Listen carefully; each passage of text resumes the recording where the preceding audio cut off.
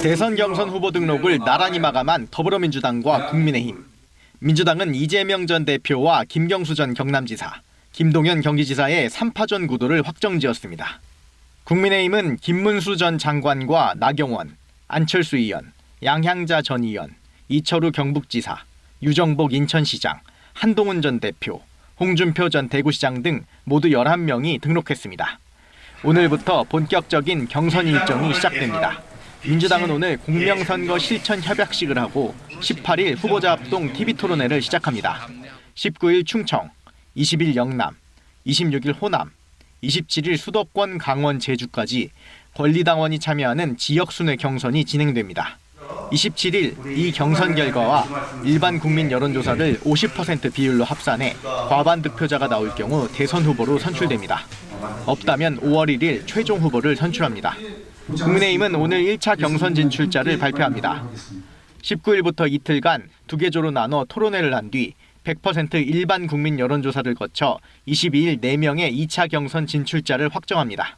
4명이 1대1 토론 등을 거쳐 29일 2명의 3차 경선 진출자를 가리는데 당원 투표와 일반 여론조사를 각각 50%씩 반영합니다. 과반 득표자가 있으면 바로 후보가 되지만 없다면 다음 달 3일 전당대회에서 최종 후보를 확정합니다. 민주당은 이번 대선을 헌정 수호 세력과 파괴 집단의 대결로, 국민의힘은 이재명 심판 선고로 각각 규정하며 치열한 대선 주도권 다툼을 예고했습니다. KBS 뉴스 김청윤입니다. 더불어민주당 경선에 나선 이재명, 김경수, 김동연. 세 후보들은 모두 공정선거를 다짐했습니다.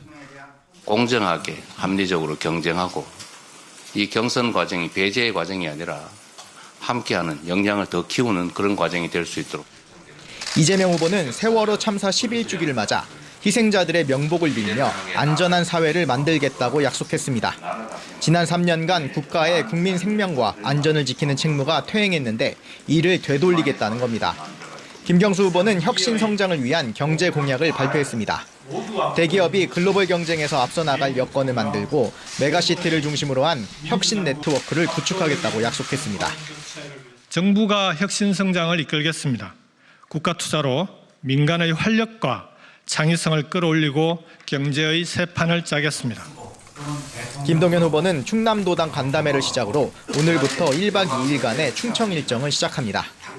천안은 저와 연고가 깊은 곳이어서 제 처가 고향이 충남이고 또 천안에서 학교를 다녔기 때문에 아주 즐거운 마음으로 천안 갔다가 지역에 서울대 10개 만들기, 청와대 세종 이전 등 지역 균형 발전 정책 행보에 나선다는 방침입니다. 3명의 민주당 후보들은 오후 세월호 참사 11주기 기억식에 참석해 유족 등을 위로할 예정입니다. KBS 뉴스 김청윤입니다. 오세훈 서울시장과 조찬 회동을 한 김문수 후보. 약자와의 동행 등 서울시 중점 추진 정책을 공약에 반영하겠다고 약속했습니다. 서울시장님이 그동안 역점적으로 해온 이 정책을 제가 받아서 잘 하도록 그렇게 했습니다.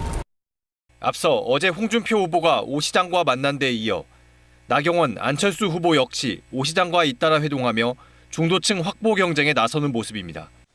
홍준표 후보는 자신이 7공화국을 열 적임자라며 민주당 이재명 후보에 맞설 이른바 빅텐트도 언급했습니다.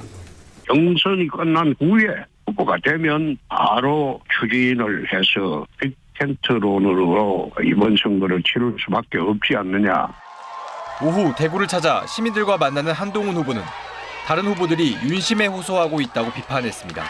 28일 하고 있는 것 같아요. 지금 대한민국에서는 민심이 윤심보다 딱 5천만 배 더 중요합니다.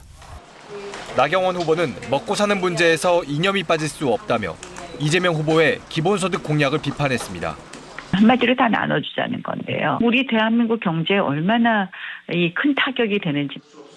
유정복 후보는 기자회견에서 이재명 후보와 대척점에 서 있는 자신이 적임자라고 강조했습니다. 이철우 후보는 광주 전남 지역을 찾아 당협위원장, 지지자들을 만났고 양향자 후보는 장애인의 날 기념 행사에 참석했습니다. 개혁신당 이준석 후보는 서울 가산 디지털 단지를 찾아 출근길 인사를 이어갔습니다. KBS 뉴스 김민혁입니다.